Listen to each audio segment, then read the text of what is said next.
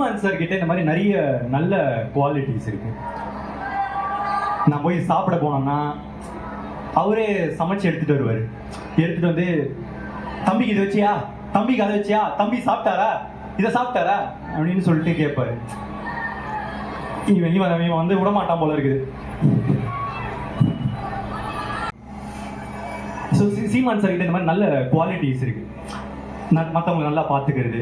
அதுக்கப்புறம் அவர் அறிவை வந்து ரொம்ப ஷோ ஆஃப் பண்ண மாட்டார். அதாவது அவருக்கு இருக்கிற அறிவு வந்து ரொம்ப அதிகம்.